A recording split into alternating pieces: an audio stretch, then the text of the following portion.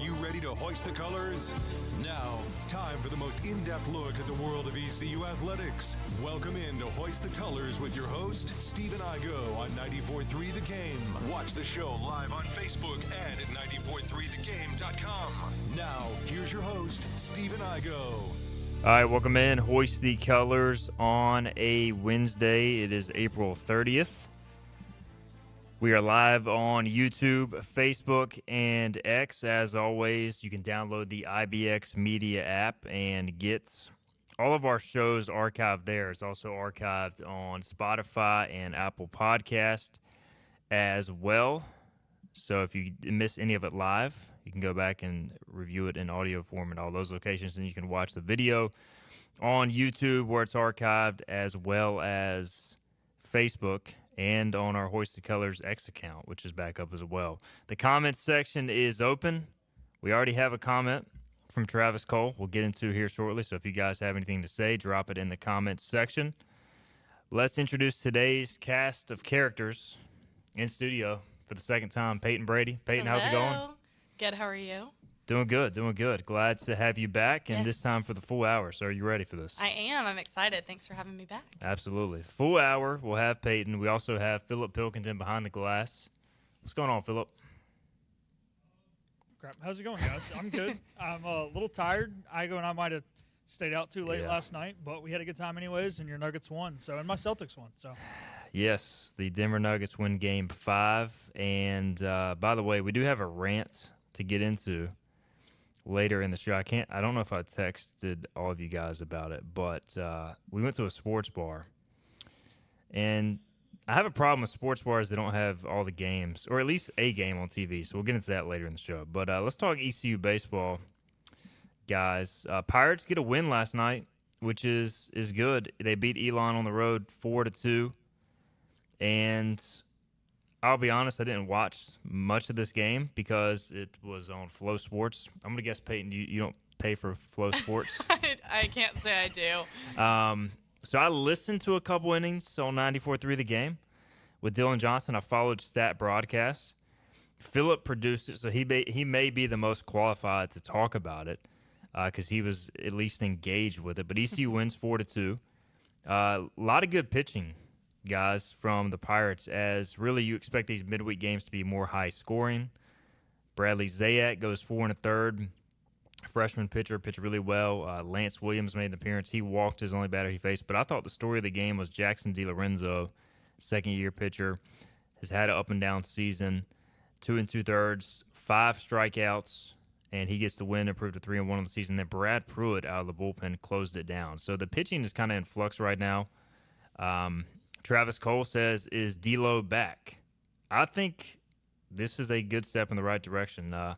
Peyton, just good to get a win, though. ECU on the road 4 games this week, so always good to start with a win versus a loss. Definitely, and it's been a little bit difficult at home. We saw a rough pitching last week. Yeah, you had to cover that game, the yes. Friday game. And that was definitely hard. Couldn't really find a rhythm coming out of the bullpen. So great to see some success, especially from D'Lo, who we've seen struggle a lot this year. Great to see success from him and Brad Pruitt as well. We saw a little bit of him last week, but great to see him able to close it out this week. I was going to say, I think everybody who threw in this game, except maybe Zayak, we saw in that Friday 20-run game. So it kind of shows that in baseball, Peyton, you have a bad outing doesn't mean the next time you're out there it's going to be the same. So I think that's a nice bounce back for sure. And ECU needs this, and we'll talk more about pitching as a big picture topic going forward. Cliff Godwin had some interesting comments on Monday, Philip. But, yeah, I mean, Elon's not the best offense in the world. I want to preface it by saying that. But, to see Jackson DiLorenzo not walk guys, we know he's got the stuff, so just throw strikes, and he did that last night. He did, and that's the thing, man. Look, force guys to beat you, right? And now, look, is there a less chance that Elon beats you when you throw pitches over the heart of the plate than it's going to be against UTSA or South Florida in the coming weeks? Of course. But with that being said, you've got to let them beat you. You can't beat yourselves. And I thought we didn't do that last night. There were 2 errors in the field, one of which led to one of those runs. But if you look at really the pitching line of all those guys, we mentioned it. Bradley Zayak has career high in innings pitched. career high in strikeouts. Yes, he allowed 2 runs, but only one of those was earned. So a really good outing from him. And it just kind of seemed like no matter who they threw out there, they picked up where the previous guy left off. Now, we were talking during one of the breaks, myself, Dylan Johnson, and Coach O, as to who we were going to see for the 8th and the 9th. And we said, well, if you look at Pruitt, this would be about the time he would throw a bullpen in the middle of the week. Let's just have him throw it from the mound. Sure enough, that's what happened. He got out of that inning fairly quickly, and we said, well, now Coach Godwin's got 2 options. Run with him again if we think he needs more work to complete his bullpen session, or what about Ethan Young here? As soon as we said that, Ethan Young picked up a baseball and started stretching, and then Cliff Godwin confirmed after the game had Pruitt gotten in any trouble, Young would have been the guy you went to. Both those guys threw a handful of pitches over the weekend. I think Pruitt threw 50-something. Young was up into the 60s, but they were definitely hot arms going into that midweek opportunity, and it was good to have the guys you trust on the back end, but to guys that you maybe haven't trusted as much, like Jackson DiLorenzo, eating those middle innings was very key in that ballgame. So we'll circle back to the pitching with that discussion I wanted to get to, but just wanted to highlight, again, some offensive numbers coming out of the game as well. Pirates didn't do a ton, but did enough. And Dixon Williams has been hot at the plates. He goes 2 for 4. He hit 3 home runs over the weekend. Austin Irby, freshman, starting to trend up. He's got his batting average up to 285. He had a 2-hit game as well. And ECU finished with 8 hits. So, not a ton, Peyton, but I guess when you get good enough pitching, it works. But it's good to see Dixon really turn it on because he's a leader of this offense. Definitely. I feel like we haven't seen we've seen him pretty steady, but not a whole lot of highlights the past few weeks. So great to see him moving his averages up and continuing to be a leader. A guy who continues to play well as well, Braden Burris, had an RBI double, 1 for 4 nights. So good to see Braden get them started early in the game with some offense. And again, not a ton there. We had former intern Kaysen Romele. He was hanging out, providing live updates from Latham Park. He said it was a very partisan ECU crowd. So good to get a win, but I don't know, guys. It's just, I don't want to say it feels empty, but the season's been tough. But no win feels completely empty, but it's almost like you're outside of the top 75 in RPI, at-large bid, looking unlikely. So still good to go on the road, and then Pirates will head to Wichita State later this weekend, and that will be the next challenge. So let's talk about the pitching, because Cliff Godwin said Monday on this show, he's like, we're going to have to take it one game at a time, literally, and like that's a coach's saying, but it's one of those things too where I don't know if ECU's going to have a starting rotation anymore. I think they're going to almost approach every game as a bullpen. Like, we had a comment from Lane Smith who said, why did Brad Pruitt pitch last night? He also adds Flow Sports blows. But I don't know, Philip. Like, I feel like this is just one of those things now where I can't even name a single starting pitcher going into the weekend. Like Brad Pruitt, we touched on it yesterday. We thought he would start. Now, I don't know. I think every game is just going to be like, let's just figure it out. Yeah, no, that's a good point. Who were you saying, Chris? Were you saying Pruitt? Oh, he's Chris says Lance Williams is who he thinks could get an opportunity. But he threw last night and walked a guy. He did. He had one Not that means he can't batter start, face. but The tough thing I think about this situation right now, we're getting guys we trust, but a lot of the guys we trust seem to struggle when they start games. Sean Jenkins kind of hinted at it when he was on the show. He didn't come out and really say it, but said that he enjoyed being a reliever role a little more. Ethan Young has started one game. That was his worst outing other than maybe opening. I can't remember if it was opening day or if it was the second game of the season. Either way, it was opening weekend against George Mason. He had one other bad outing. So the tough thing right now is finding out just who you trust in an opener role. Yes, it doesn't have to be a starter role. You don't have to hand them the baseball and say, hey, I need a quality start. I need 6 innings of 2-run baseball. Go out there, and beat Trey Savage. You don't have to have that, but you have to have somebody you trust throwing the first inning. And right now, That is the problem. We have a lot of guys that we trust to hand the baseball to in the 6th inning and say, hey, you know what, let's go close out the last 4 innings of this baseball game. We just mentioned a few of them. You could throw Ethan Norby into that. I still think Norby, which sounds like Coach Godwin saying that maybe he's not a starter anymore, but still you probably trust him starting a little more than you do other guys, even though he's gotten knocked around a little bit in his last few starts. So it's really tough. Now, I will say another guy I wouldn't be opposed to starting, Jake Hunter. Yes, he didn't have the best outing on Sunday, but at the end of the day, he has more collegiate starts than anyone else on this roster. He has performed well in a starter role as well as an opener role, and it's not, again, that Jake's got to go out there and give you 5, but if Jake can get through the lineup one time, you can feel pretty good. So I'm leaning Jake Hunter, I guess. That's the guy I would most trust to go out there and give him the ball in the first inning. So ECU, and Peyton, I'll let you weigh on this too. You've had 1, 2, 3, 4, 5, 6, 7, 8, 9, 10 different pitchers start games this year on different occasions. So I don't know, can ECU win a conference tournament? Can they make the postseason without really a starting pitcher, Peyton? What do you think or is it just tough to say? I mean, I think all season we've just seen, and like we said, a lot of inconsistency with pitching. I think tournament-wise, it would be really hard to make a run in a tournament without a true starting pitcher that you can kind of lean back on, that can kind of carry that team. That's putting up numbers or just momentum and morale. Because that's sports in general is such a big aspect that, everything being up in the air definitely. It's like a mindset thing, right? Yes, plays a big role on mindset and morale and energy, even fan-wise. It's difficult that for fans, not knowing what to expect coming into each game, having someone to really cheer for and buy into. And again, this is a very young collegiate baseball team.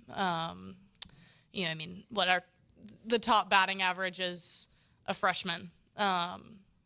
So just putting that into perspective, I do think that this season, it may be hard to come back from that, but looking into the next couple of years, I do think that there's a lot of potential for ECU to find their starting guy, whether that's someone on this roster who just needs a little bit of development or someone that's going to transfer in or commit to play ECU in the next couple of years. Yeah, it's almost like for this year, I feel like just find somebody to get you through the first inning almost, because the first inning we've seen has been a problem. We saw it firsthand Friday against Tulane, 9 runs.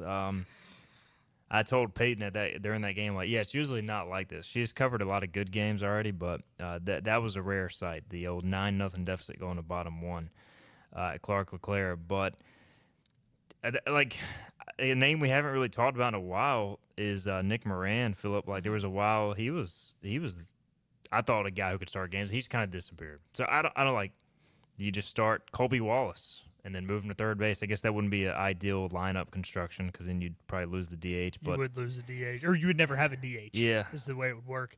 So it's almost just like you've got these next 3 weeks to throw stuff at the wall, see what sticks. I think so, because with the at-large pretty much out of reach, why not throw as much at the wall as you can to see what you have going to the conference tournament? Look, in a perfect world, you go 4-0 in the conference tournament, and everybody that pitches on Tuesday is available Sunday. So you only have to navigate 3 games, theoretically, from that sense.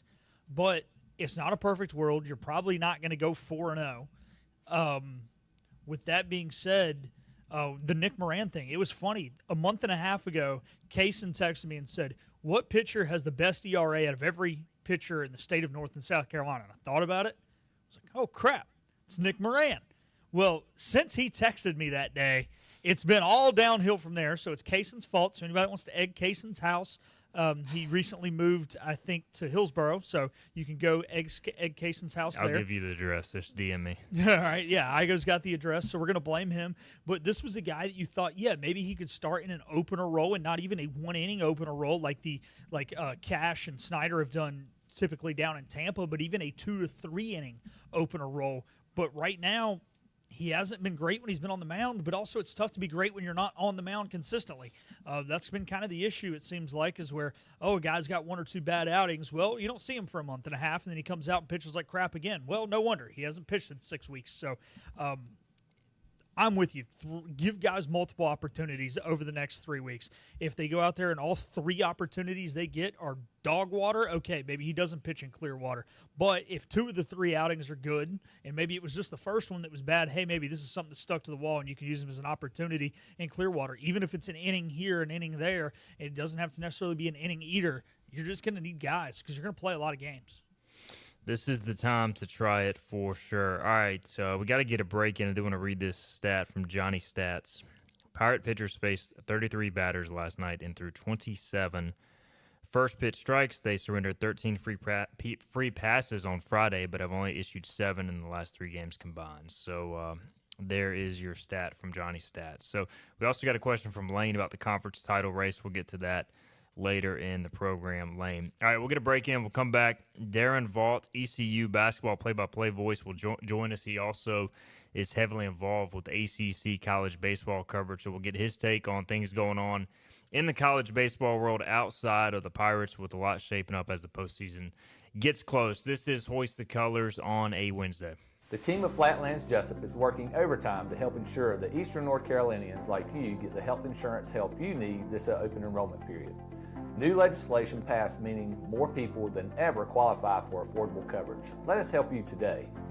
Are you ready to tackle those yard and garden projects? Come by East Carolina Tractor and Fleet, your local Coyote dealer, and check out their great selection of residential and commercial Coyote tractors. From zero-turn mowers to compact tractors to skid steer loaders, they've got you covered. Some with 0% financing for qualified buyers. Stop by your hometown Coyote dealer, East Carolina Tractor and Fleet, across from the Pitt County Fairgrounds, or online at ectfleet.com. East Carolina Tractor and Fleet. We dig dirt. Big tax credits are back. Get a 30% tax credit, up to $2,000 off your new Mitsubishi electric heat pump install. Let Comfort Master help you take advantage of the tax credits with a qualifying Mitsubishi electric ducted heat pump or non-ducted Mitsubishi electric mini splits. Mitsubishi electric mini splits are ideal for bonus rooms, garages, or sunrooms. If you need a new HVAC unit, call Comfort Master today. Call Comfort Master. Call Comfort Master. The best burgers around. Everyone loves a thick, juicy, and fresh burger. Tiebreakers in Greenville, plus the all-new Tiebreakers in Winterville. 2 real burgers, better than anybody. So don't just go to any burger-themed restaurant chain. It's time to break the chain and eat local. Tiebreakers, real burgers at its best. Everybody loves burgers. You know what the problem is with standard belts? Usually you have to choose between too tight or the opposite, too loose. But with Anson Belt and Buckle, you don't have to choose. We got rid of the holes and instead have a track system designed for micro-adjustability. That way you can enjoy a perfect fit every time. Anson Belt and Buckle. Find your perfect fit today.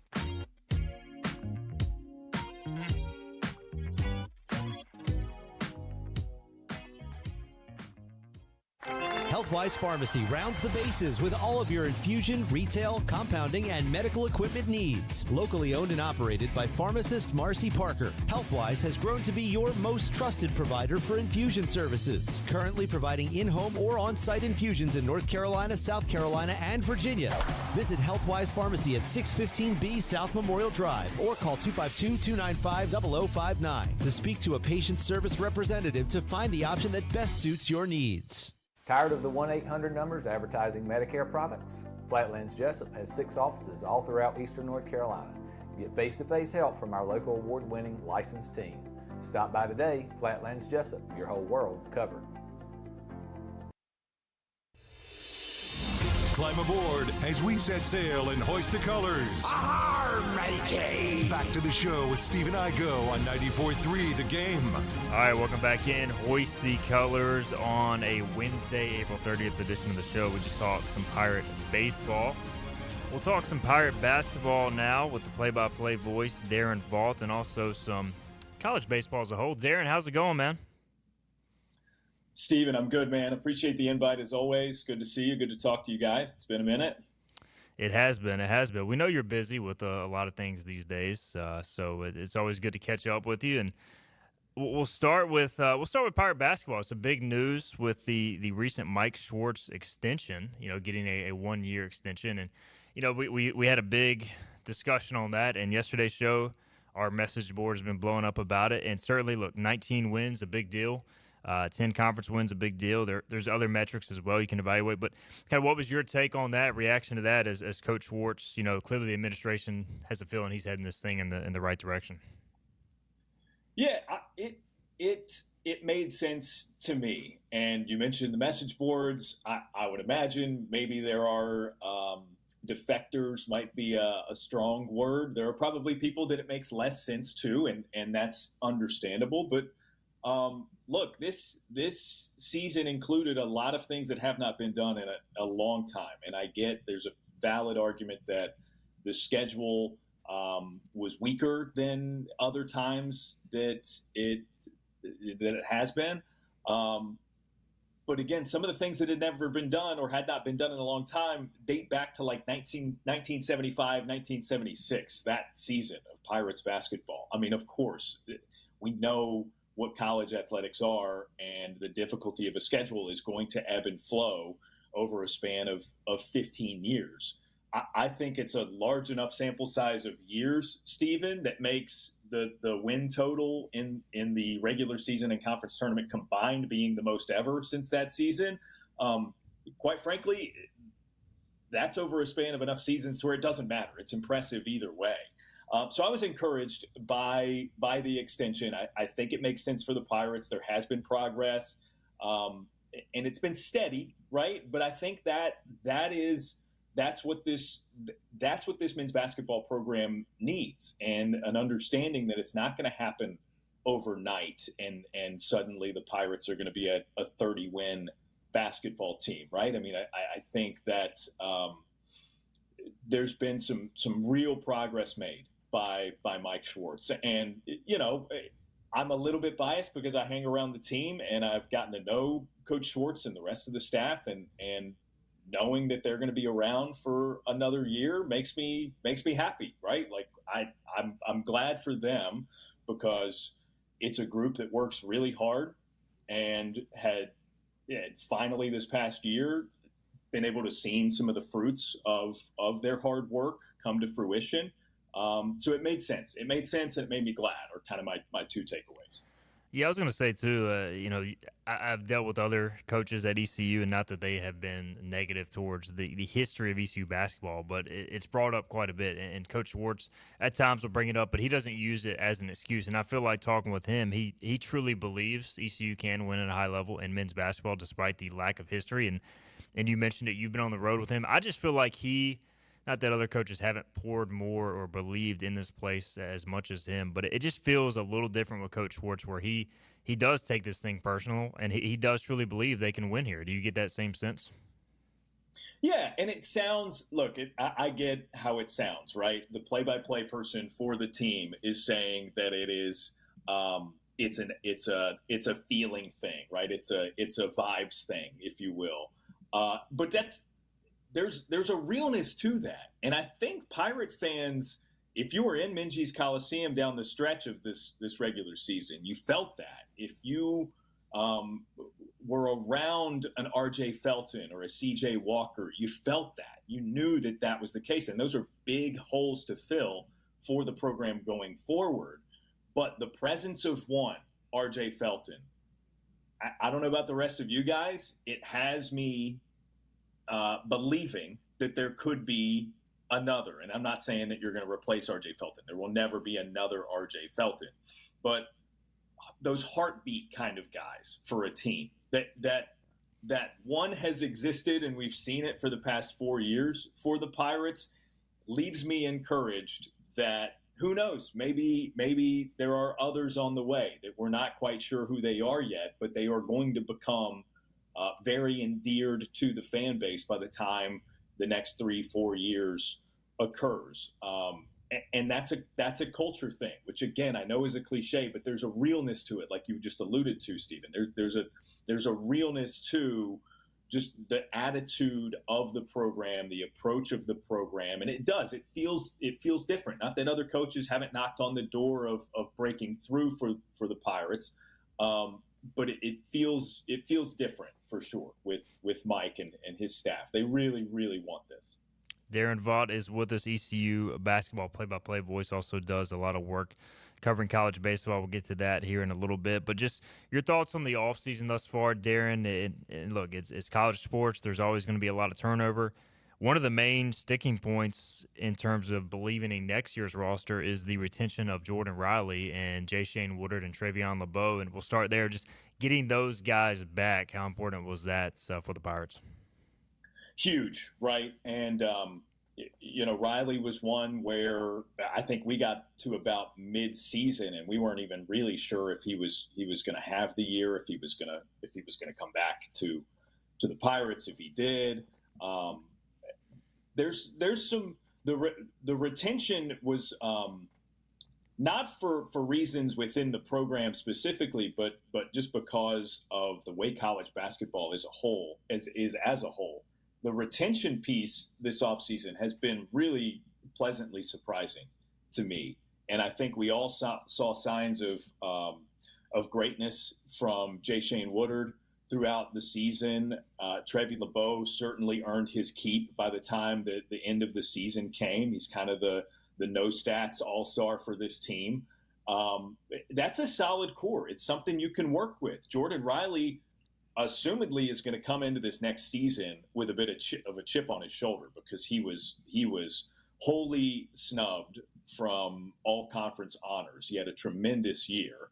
And if you ask other coaches throughout the American as to, okay, who's the most important player for ECU, a lot of them would have told you it was Jordan Riley. Or if not Riley, they would have said, well, he's right there with RJ and or CJ. He's just as important. I think that was the resounding sentiment from across the conference. So getting Jordan back is a huge, huge piece. And, Jay and Trevi with another year of experience, they've now been in it. I don't know if maybe there were, there was a discomfort toward the beginning of the season, getting adjusted to the pace and things like that now that they have come up from the JUCO level. But they played well in spurts early on, so I don't think that was an issue, and it stands to reason that another year under their belts is going to make them even more formidable for the Pirates. So, yeah, I mean, it's anytime you can get three starters back from year to year in college basketball, it feels like if you're any program, that's a huge, huge success.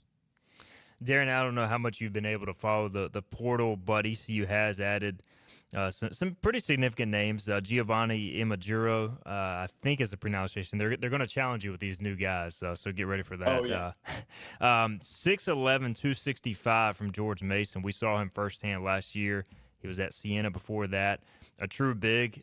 Eli Delore from Providence, kind of a stretch four at 6'10", 225. Corey Calker, a point guard from JUCO, who was one of the top JUCO point guards nationally. So more on the way. They're still targeting three-point shooting, but anything you make of this transfer class thus far from what you've been able to research?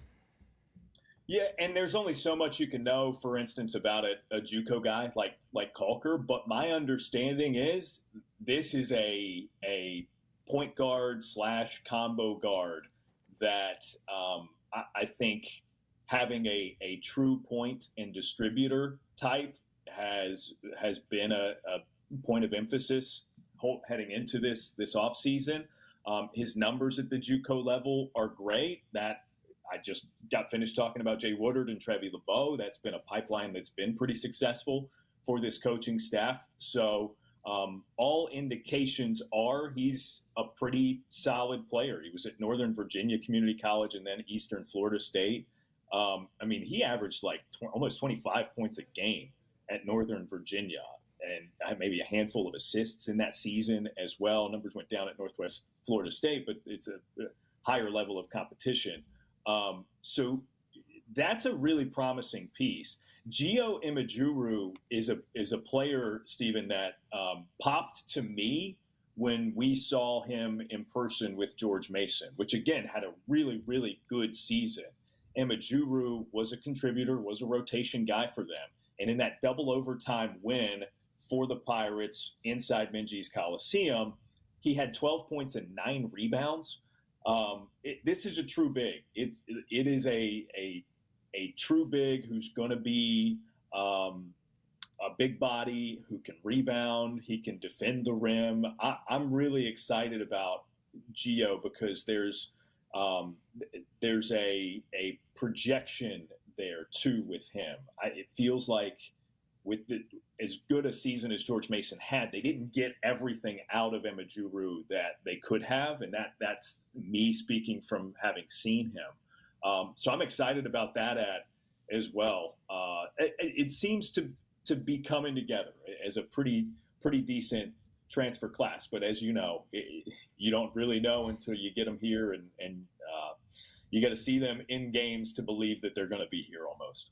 No doubt about that. Daron Vaught with us, ECU basketball play-by-play voice, and also, Daron, you do a ton of coverage for college baseball across several different sectors, but really diving into the ACC. And look, locally, it's been a bit of a buzzkill. ECU baseball is typically, and you've called some ECU baseball games here too, but it's just been a uncharacteristically down season, and so I admittedly have not been following the national or regional picture like I usually do. But just looking at the ACC standings, we know obviously NC State has just come on strong recently, sweeping Clemson. North Carolina, extremely talented on the mound. What has surprised you most from an ACC-specific perspective here as we head down the stretch of the college baseball season? There have been a lot of them. Look, I mean, after 4 ACC teams found themselves in Omaha last year, I think the feeling coming into the conference this year was the sky's the limit. And Virginia was the preseason number 2 team in the country with all this talent that went undrafted or went drafted, maybe not in the pocket of rounds that they wanted to go in, is coming back to Virginia. And they just have not to this point seemed to be able to figure it out. So they're scrambling for a spot even in a regional at this point. Nearby, North Carolina and NC State obviously are having great seasons. The Wolfpack lead the ACC standings right now. They have surged because they started in the preseason. They were ranked. I believe they were up as high as 12th in the early couple of weeks, and then they went on that stretch where they were 0-5. And that included at the Jacksonville College Baseball Classic, where I did play-by-play for D1 and saw them go 0-3 against the field. And it was about as low as it could get. But in typical NC State fashion, they've figured it out. They've moved some pieces around. Some key guys who maybe sputtered from the start have started to contribute in big ways. And they figured it out. They're in line to host at this point. Still a few weeks to go, so of course that could change. But they and North Carolina are both pretty good. And I was slow to come around on North Carolina as an offensive team. The pitching is great, and that'll play. I did not have a ton of faith in them early in the season as a team that could score enough runs to make a huge impact. And again, the pitching's going to carry them so far. But the lineup has been outstanding lately. And Luke Stevenson is going to be a first-round draft pick. He's their starting catcher. They've gotten key contributions from Hunter Stokely, who is a fifth-year guy, has been around the program a long time, was hurt last year. And Gavin Gallagher, who emerged as this star with a walk-off home run and then some in the regional last year in Chapel Hill, really got off to a slow start and has been tearing it up lately, including a 3 home run game just this past weekend in game 1 of their series at Pitt. So there have been a lot of surprises. I think Virginia's lack of success is the main one. And then NC State's ability to struggle and then climb back into the national picture and potentially be a host is for sure on that list as well. Last thing for you, Daron. I just was really intrigued going into the year how this Stanford-Cal thing would play out, not only for the entirety of the ACC, but specifically baseball, just due to the travel. And I guess it's not a surprise to see both them towards the bottom of the standings. Now, I know Stanford has won, a big series at North Carolina early in conference play, but how much have you been able to gauge, like, the travel? How much is that worn on these two programs, having to go to the East Coast for half their conference series? Well, I think you look at the schedule for both, Stephen, and you could very reasonably theorize that it has taken a toll over the course of the season, right? Because Stanford won its first two ACC series. I don't believe they've won one since. That it has to have something to do with it, because these guys are students at Stanford University, and Cal Berkeley is of a similar academic profile, so they don't escape this, what I'm about to say, either. But imagine being a student at Stanford University and you're playing Friday, Saturday, Sunday series when you get to conference play. They're leaving on Wednesdays for these trips. I think there's a lot to be said for what these guys are dealing with outside of baseball and how they're fitting it in terms of it affecting their play, right? I mean, you're a student at one of the premier universities in the country, and this is the case for either Cal or Stanford again. And you're around for class 2 days on days that you also have to practice, and in some cases you've got a midweek. I know they've avoided the midweek troubles for the most part at both of those spots. They haven't played a ton of them, and in fact, Stanford's played on Mondays some to accomplish that when their ACC series wrap on Saturday. I think it's undoubtedly had an effect, or at the very least, again, you can make the reasonable argument that there's something to that. The other piece of that is, for Stanford, it's a talented team. We talked at D1 a lot about what they were returning prior to the season, which included something like 95% of their innings pitched. And they just objectively weren't that good of a team last year. The part that we overlooked is, I think it's reasonable to say, okay, well, they all have experience. Maybe they'll be better, or they'll for sure be better, or they have talent, and we like the chances that they'll be better on the pitching side last year.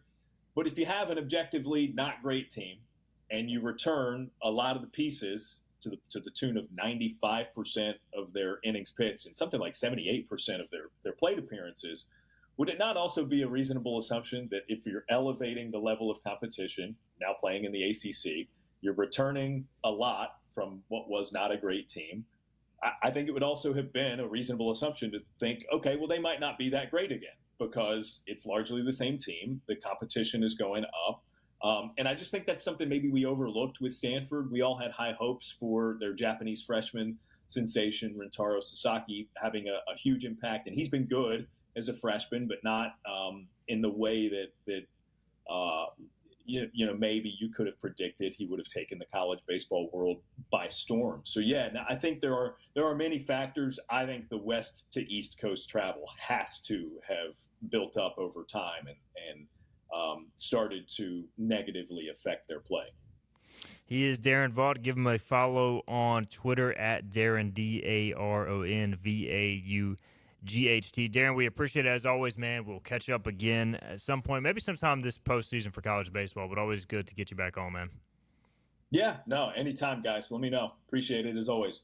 Absolutely. That's Daron Vaught. Appreciate his insight. Always a great interview. Voice of the Pirate basketball team. Does a lot of great work with D1 baseball as well.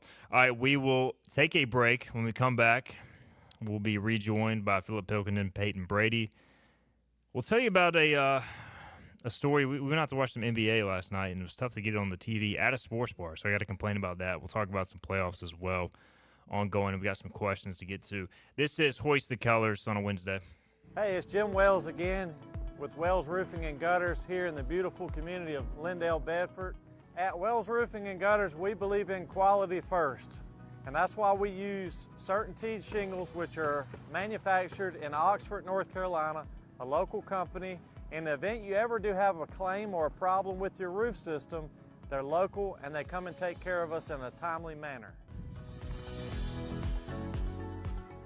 We could leave off some accessories and we could certainly save money, but we believe at Wells Roofing and Gutters in installing the correct way per manufacturer requirements, and we warranty your roof both in-house and also with our supplier who is certainteed. For a job Wells done, no shortcuts taken, and a good quality job on your home, give us a call today, 252-227-8403. We also offer financing, 12 months, no interest, no payments.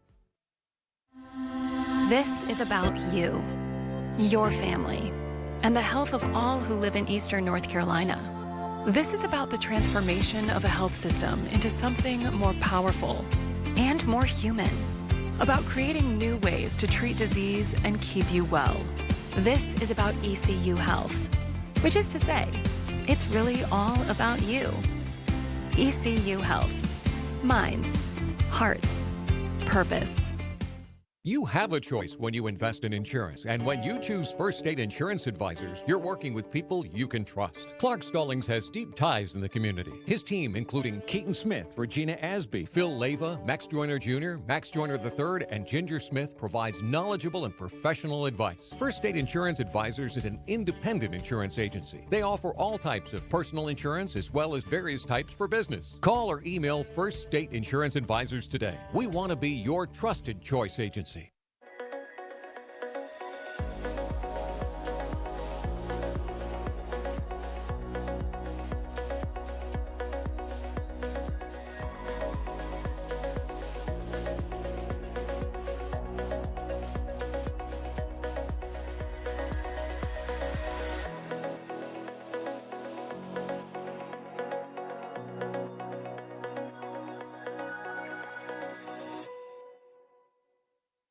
Other restaurants claim their food is fresh and fast, but are they friendly? At Moore's, you're treated like family the minute you walk into their doors, with locations in Winterville, New Bern, Swansboro, Morehead City, and Jacksonville. We've been practicing what we preach since 1945. At Moore's, our barbecue is slow-cooked and smoked over real wood daily until it's so tender it's falling off the bone. Combined with our fresh chicken, cooked-to-order seafood, and homemade fixins, we're sure you'll agree. If it's not Moore's, it's Pirates play here. Arr! This is Hoist the Colors Radio with Steve and Igo. Yes! That was so good! On 94.3 The Game. All right, welcome back in. Hoist the Colors on a Wednesday. It is April 30th. We got Peyton Brady, Hoist the Colors intern, hanging out. Philip Pilkington producing. So, Peyton, I do want to ask you before we get into our discussion.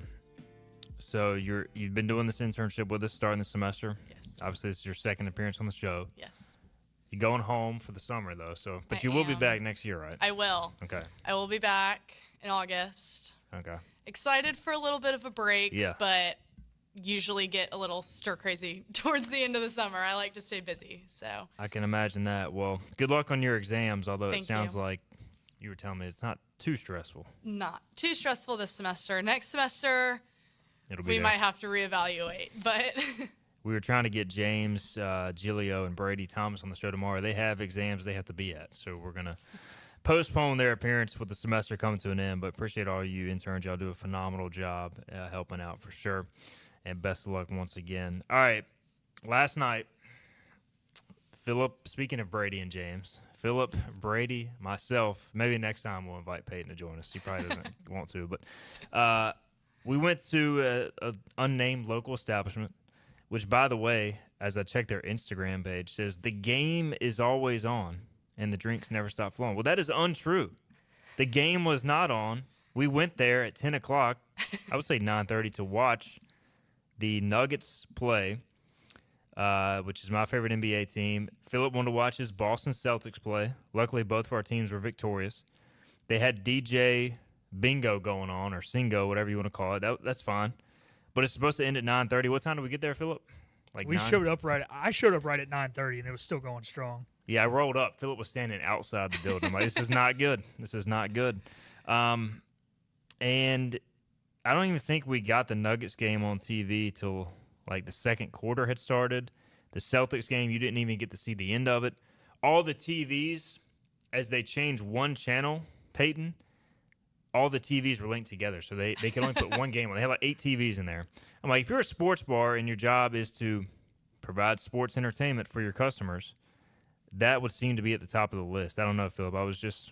It just kind of stuck in my craw a little bit. We got in there, and it was good. They had the ECU game on, which, hey, credit Props them to them for that, yeah. For getting Flow Sports. But, like, it was like your event has ended, Flow Sports. It's like, okay, you're a sports bar, put something else on. Now, with the Singo thing going on, they were understaffed for how many people. So credit to their waiting staff. They were running around like chickens with their head cut off, and they were doing a great job. So I do say the service was great. But kind of once it started to clear out, because you even mentioned one time, they were like, what games do you want on? And you're like, well, there's 2 NBA games and 2 NHL games. Just put all 4 on. That way, like, no one can walk in and say their game's not on. Like, it's a sports bar. We're starting to clear out. And, like, never did all the games end up on. And it's like, I don't know. And then I had an issue this weekend where I was at a place, and now this was a brewery, and I know they don't specialize in sports, but live music was being played. They had 2 TVs, which they clearly paid for cable, because I even saw them hit Guide one time. They had DirecTV. They had 2 movies on. There's live music. You can't hear the movies. The NHL and the NBA playoffs are on. Like, I know us sports people try and, like, we act like sports rule the world sometimes, and they don't. But, again, if the movies that are on are your favorite movies in the world, you're not watching them while you're sitting at a bar and there's live music playing. Just throw the games on. Like, let people who want to watch the games casually check the games. I mean, if you're going to pay for cable, you should always have sports on. Like, I'm tired of walking into play. There's so many times I walk in, and there'll have been a game on, like, TBS earlier, and then it's showing, like, The Big Bang Theory or Seinfeld. Like, I like those shows, but change the channel to a game. No one's watching those in a bar. Like, you're not sitting on your couch. I don't know. We know Peyton always goes to the bar to watch Star Wars, right? Isn't that what it was, Star Wars? It was Star Wars and Ferris Bueller's Day Off. Movies I like, but, I mean, Look, yeah. I love Star Wars, but come on now. I would never go to a bar to watch Star Wars. And you can't even hear what's going on. I mean, that's the part about watching the game. You don't need the audio. You can just watch the game. So, I don't know. Peyton, are you interested in NHL or NBA playoffs? Do you get into this stuff at all, or are you more of a college girl? Definitely more college sports, Yeah. but I've enjoyed watching the Canes' success. I think that's been really cool, just seeing our local team and their success. I know a lot of I've never been to a Canes game. I really want to go to one. You need to go. It's but fun. a lot of my friends have been going the past couple of weeks. It looks so much fun. I'll be honest, I'm the contrarian. I love to see the Canes lose because it ticks everybody off locally. I'm just that type of guy. But at the same time, I've got several friends who are legitimate Canes fans, and so I'm happy for their success. One of those, Jonathan Wagner, he'll join us on the show tomorrow to talk about the Canes because I don't know much at all about hockey. I'll be the first to admit that. So I might let you and Philip, Wags handle that segment. I'll just take a step back. Yeah, there's a lot going on. There's some off the ice stuff too that'll be fun to get into. With them, so I can, yeah. That'll be good. So, by the way, Canes wrap it up last night. They fell behind 3-0 and beat the Devils 5-4 in double overtime. And James Giglio, who is a Devils fan, also probably going to see his Lakers get eliminated here shortly. He's having a tough go. He's not a Lakers fan. He's a LeBron fan. He's going to see his LeBron get eliminated here shortly. He was pretty depressed last night walking home. I hope he made it home because he was not feeling it. But James, hang in there, buddy.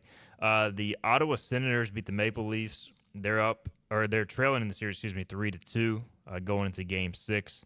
The Golden Knights won in OT against the Minnesota Wild to take a 3-2 series lead, and the Oilers beat the Kings to take a 3-2 series lead. So some good hockey going on in that league. And then in the NBA, Philip, I've got to get a break in, but playoff Murray has arrived. Yes, he has. That 43 points. And if the Nuggets get playoff Murray, they can beat anybody.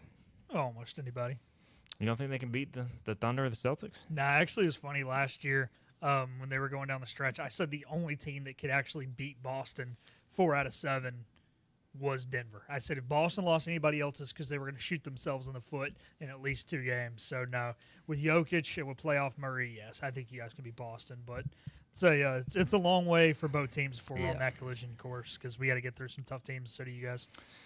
Yeah, Nuggets take a 3-2 series lead over the Clippers. All right, we'll get our final break in when we come back. We still got to answer a question from Lane about the conference title race in baseball. We'll do that on the other side. Also, Jansen Kidd's not a fan of my like to see the Canes lose. I'll address that as well to wrap up the show. This is Hoist the Colors. Hi, I'm D.R. Alligood. And I'm his daughter, Jessica. For 11 years, we have built quality driveways and parking lots for both your residential and commercial needs. We also offer free on-site quotes to have your custom driveways built the way you want. 252-946-1227. Your roof is a vital part of protecting your home and family from dangerous storms and hurricanes. At Assist Roofing, we install and maintain metal roofing that provides precise protection. Add value to your home while lowering utility costs with a fortified roof to last a lifetime. With 0% financing, grants, and Energy Star Green Roofing tax credit available. Call us to schedule a free consultation so you can weather any storm with confidence. Make every day electric on the Kawasaki Electro 20 electric balance bike. Maximize the fun with long run times, impressive top speed, and Kawasaki build quality. Easy adjustability and smooth handling make everyday riding more enjoyable. And the standard MTB type tires provide off-pavement capability. The Kawasaki Electro 20 is the electric balance bike that's built to rip. Go to Ron Ayers Motorsports, Memorial Drive north of the airport, Greenville. Your confidence makes everything look good. You see the world in vivid color, not black and white. Swing through your neighborhood Fantastic Sam's Cut in Color and let our experienced stylists take you from everyday to extraordinary. Fantastic Sam's hair salons are locally owned and operated. Our full-service salons are conveniently located in Goldsboro, Kinston, Greenville, New Bern, Jacksonville, and Calabash. Stop in today at Fantastic Sam's, where the possibilities are endless. If you are interested in living longer and living stronger, Eastern Physical and Lifestyle Medicine is accepting new patients for a limited time. Finding a caring physician can be a challenge. Dr. Billy Smith is board certified in physical medicine and lifestyle medicine and has been practicing in the area for many years. Call for an appointment now to Eastern Physical and Lifestyle Medicine, 252-364-1108 in Greenville. That number again is 252-364-1108. Looking for a great deal on a new Nissan? At Greenville Nissan, we've got a great selection of new Nissans for under $30,000. The stylish Nissan Sentra, offering top-notch fuel economy. The Nissan Altima, known for its comfort and technology. The Nissan Kicks, the perfect combination with its compact design and performance. The Nissan Versa, delivering incredible value without compromising on features. And don't forget the Nissan Rogue, an award winner for 10 years in a row. Drive it home just for $22 down and $349 a month. Visit GreenvilleNissan.com today. Greenville Nissan, where we drive to serve. Hi, I'm D.R. Alligood. And I'm his daughter, Jessica. For 11 years, we have built quality driveways and parking lots for both your residential and commercial needs. We also offer free on-site quotes to have your custom driveways built the way you want. Here there be Pirates. Back to Hoist the Colors with Steve and I go. How good is this on 94.3 The Game? All right, welcome back in. Final segment here, Hoist the Colors on a Wednesday. Tomorrow, we've got two confirmed guests during the show. Kevin Monroe will join us, former ECU DB, whose son is being recruited. Class of 2026 tight end. We'll get an update there. Jonathan Wagner also going to be on to talk college baseball and Hurricanes. So we went from 0 guests to 2, and that makes Philip happy because you got to talk less tomorrow, except for the Wags interview, Philip. So yeah, I hope you're happy. Yeah, give the voice a rest, you know. Exactly. Jansen Kidd doesn't like my take. Like to see the Canes lose. He says, tough look, my guy. It's okay to like local teams. I do like local teams. I like East Carolina. There you go, Jansen. To be fair, you like no local pro teams. I mean, no offense to Panther fans, but come on. Why would you be a Panthers fan? Do you want my answer? My answer doesn't apply to most people. What is your answer? I grew up with season tickets. You go to every game. You got to yeah, have I mean, the you team. That's kind of why I'm an ECU fan. My parents were season ticket holders. All right, we got a couple minutes left. Peyton Brady in studio, Philip Pilkington, Steve and I go here. We did have a question about the conference title race. Lane Smith says UTSA plays South Florida this week. Do you think if they drop 2 out of 3, do you think we have a very, very small chance to still win it? I mean, I would say very, very small chance would be accurate. Peyton, Pirates are 5 games behind UTSA with 9 to play. They do play UTSA at home next week, but, I mean, they'd almost have to win out to have a shot. So it's going to be tough. I think that's definitely a tough call. I mean, Wichita State this weekend, they're one of the lowest ranked teams in the conference, but with that kind of cancels out by playing UTSA and South Florida to end conference play.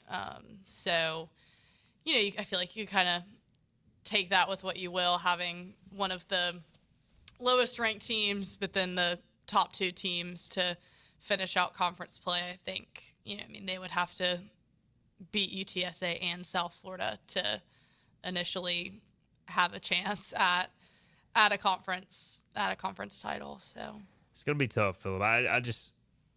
I can't count on this team to win that many games against good competition. And at Wichita is not good, but they have to go out there and sweep it just to even enter the conversation. So I'm gonna say, he said very, very small. I'll say very, very, very, very, very, very, very, very small.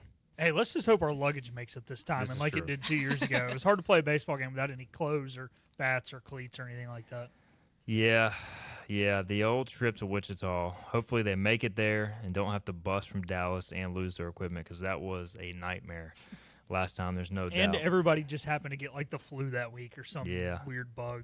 Pirates got swept last time at Wichita State, so hopefully they can play better this time. Well, we're about out of time on this show. Peyton, it's been good introducing you to the audience the last few weeks. Obviously, I've known you a while, but we'll continue on with your internship in the fall. Thanks for joining us. Yes, thank you for having me. Absolutely, and best of luck again with those exams, and enjoy your summer. Philip, I'll see you tomorrow. You don't get any breaks, but appreciate you, man. Hey, you say that. Just show up here in July and see if I'm here. Yeah, I will not be here either in July. I will be somewhere, probably in the AC in my house, because I don't want to get sunburned. All right, we have got to get out of here. Again, appreciate Daron Vaught. Always good to talk with Daron on all things sports, especially ECU basketball. Tomorrow, Kevin Monroe joins us, and we'll have Jonathan Wagner to talk Hurricanes hockey as well as college baseball as a whole, and some ECU baseball as well. We'll see you then Thursday, 12 noon on Hoist the Colors.